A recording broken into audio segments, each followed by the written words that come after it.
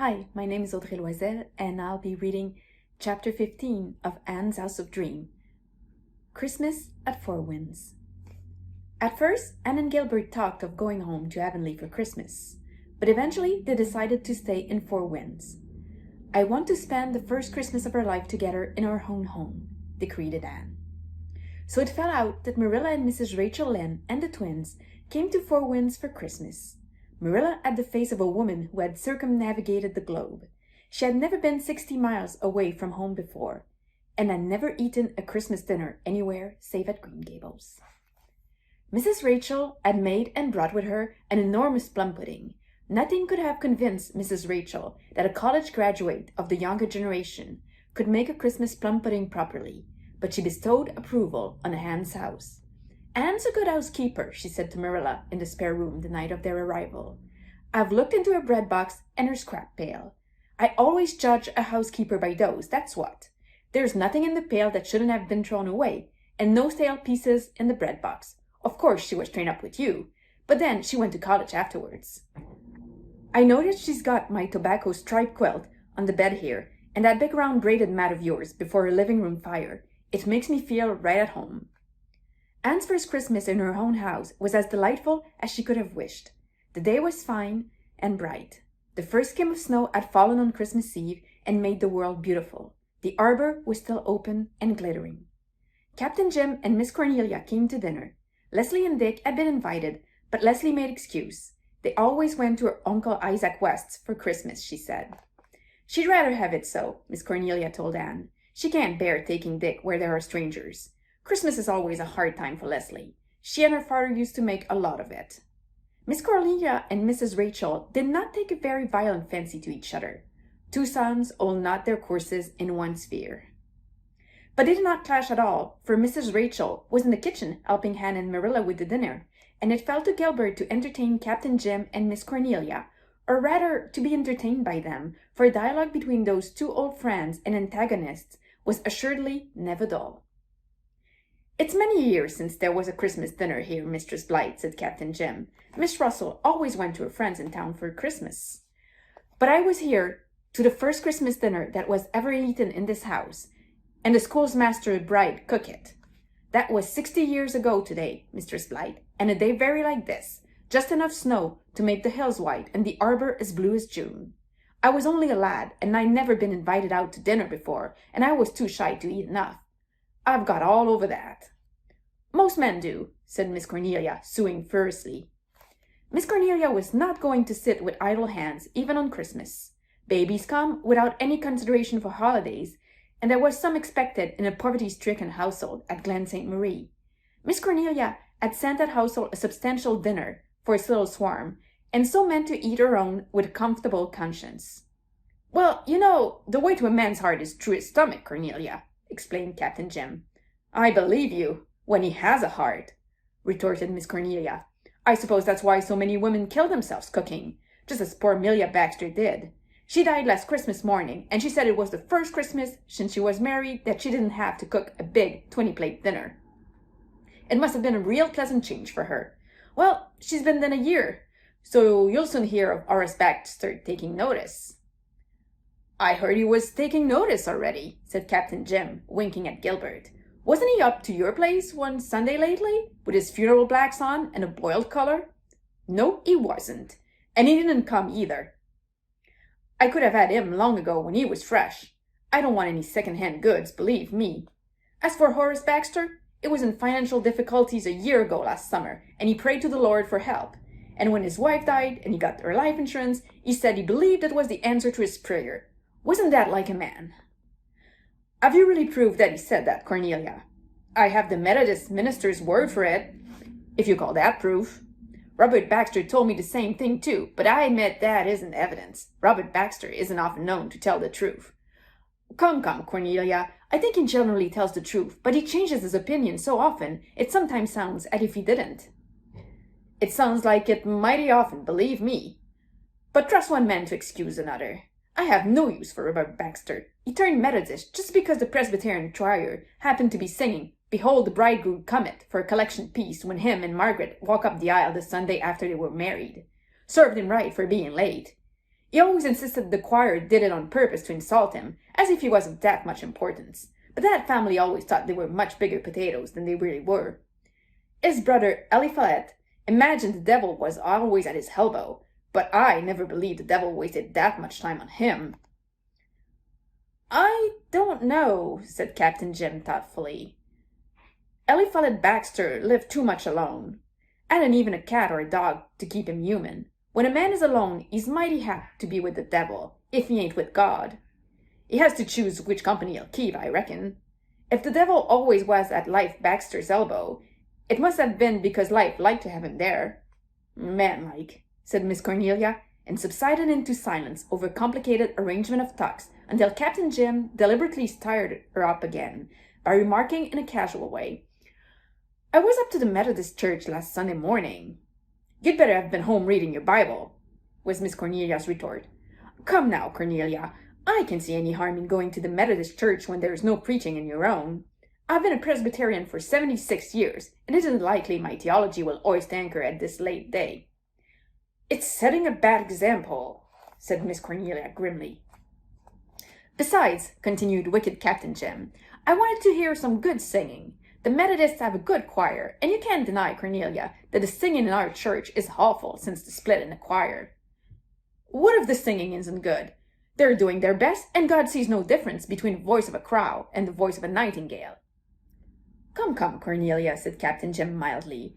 I've a better opinion of the Almighty's ear for music than that. What caused the trouble in our choir? Asked Gilbert, who was suffering from suppressed laughter. It dates back to the new church, 3 years ago, answered Captain Jim. We had a fearful time over the building of that church, fell out over the question of a new site. The two sites wasn't more 200 yards apart, but ye have thought there was 1,000 by the bitterness of that fight. We was split up into 3 factions. One wanted the east side, and one the south, and one held to the old. It was fought out in bed and at board, and in church and at market. All the old scandal of 3 generations were dragged out of their graves and aired. 3 matches were broken up by it. And the meetings we had to try to settle the question, Cornelia, will you ever forget the one when old Luther Burns got up and made a speech? He stated his opinion forcibly. Call a spade, Captain. You mean he got red mad and raked them all, fore and aft. They deserved it too, a pack of incapables. But what would you expect of a committee of men? That building committee held 27 meetings, and at the end of that 27, weren't nearer to having a church than when they begun. Not so near, for a fact, for in one fit of hurrying things along, they'd gone to work and tore the old church down. So there we were, without a church, and no place but the hall to worship in. The Methodists offered us their church, Cornelia. The Glen St. Mary Church wouldn't have been up to this day, went on Miss Cornelia, ignoring Captain Jim, if we women hadn't just started in and took charge. We said we meant to have a church, if the men meant to quarrel till doomsday, and we were tired of being a laughingstock for the Methodists. We held 1 meeting and elected a committee and canvassed for subscriptions. We got them too. When any of the men tried to sass us, we told them they tried for 2 years to build a church, and it was our turn now. We shut them up close, believe me, and in 6 months we had our church. Of course, when the men saw we were determined, they stopped fighting and went to work, men-like, as soon as they saw that they had to or quit bossing. Oh, women can preach or be elders, but they can build church and scare up the money for them. The Methodists allow women to preach, said Captain Jim. Miss Cornelia glared at him. I never said the Methodists hadn't common sense, Captain. What I say is, I doubt if they have much religion. I suppose you're in the favor of votes for women, Miss Cornelia, said Gilbert. Oh, I'm not incurring after the vote, believe me, said Miss Cornelia scornfully. I know what it is to clean up after the man. But some of these days, when the men realize they've got the world into a mess they can't get it out of, they'll be glad to give us the vote and shoulder troubles over on us. That's their scheme. Oh, it's well that women are patient, believe me. What about Job? Suggested Captain Jim. Job? It was such a rare thing to find a patient man that when one was really discovered, they were determined he shouldn't be forgotten, retorted Miss Cornelia triumphantly. Anyhow, the virtue doesn't go with the name. There never was such an impatient man born as old Job Taylor over Arbor. Well, you know, he had a good deal to try him, Cornelia. Even you can't defend his wife. I always remember that old William McAllister said of her at her funeral, "There nae doubt she was a Christian woman, but she had the deil's own temper." I suppose she was trying, admitted Miss Cornelia reluctantly. But that didn't justify what Job said when she died. He rode home from the graveyard the day of the funeral with my father. He never said a word till they got near home. Then he heaved a big sigh and said, "You may not believe it, Stephen, but this is the happiest day of my life." Wasn't that like a man? I suppose poor old Mrs. Job did make life kind of uneasy for him, reflected Captain Jim. Well, there's such a thing as decency, isn't there? Even if a man is rejoicing in his heart over his wife being dead, he needn't proclaim it to the four winds of heaven. And happy they or not, Job Taylor wasn't long in marrying again, you might notice. His second wife could manage him. She made him walk Spanish, believe me. The first thing she did was to make him hustle around and put up a tombstone to the first Mrs. Job, and she had a place left on it for her own name. She said there'd be nobody to make Job put up a monument to her. Speaking of Taylors, how is Mrs. Lewis Taylor up at the Glen, Doctor? Asked Captain Jim. She's getting better slowly, but she has to work too hard, replied Gilbert. Her husband works hard too, raising prize pigs, said Miss Cornelia. He's noticed for his beautiful pigs. He's a heap proud of his pig than of his children. But then, to be sure, his pigs are the best pigs possible, while his children don't amount to much. He picked a poor mother for them and starved her while she was bearing and rearing them. His pigs got the cream, and his children got the skim milk. There are times, Cornelia, when I have to agree with you, though it hurts me, said Captain Jim. That's just exactly the truth about Lewis Taylor. When I see those poor, miserable children of his, robbed of all children ought to have, it poisons my own bite and sup for days afterwards. Gilbert went out to the kitchen in response to Anne's beckoning. Anne shut the door and gave him a connubial lecture. "Gilbert, you and Captain Jim must stop baiting Miss Cornelia. Oh, and I've been listening to you, and I just won't allow it.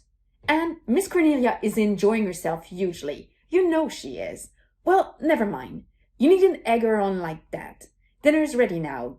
And Gilbert, don't let Mrs. Rachel carve the geese. I know she means to offer to do it because she doesn't think you can do it properly. Show her you can." "I hope to be able to. I've been studying ABCD diagrams of carving for the past month," said Gilbert. "Only don't talk to me while I'm doing it, Anne, for if you drive the letters out of my head, I'll be in a worse predicament than you were in old geometry days when the teacher changed them." Gilbert carved the geese beautifully. Even Mrs. Rachel had to admit that, and everybody ate of them and enjoyed them. Anne's first Christmas dinner was a great success, and she beamed with housewifely pride. Merry was the feast and long, and when it was over, they gathered round the cheer of the red heart flame, and Captain Jim told them stories until the red sun swung low over Four Winds Harbor, and the long shadow of the Lombardis fell across the snow in the lane. "I must be getting back to the light," he said finally. "I'll just have time to walk home before sundown. Thank you for a beautiful Christmas, Mistress Blythe. Bring Master Davy down to the light some night before he goes home." "I want to see those stone gods," said Davy with a relish.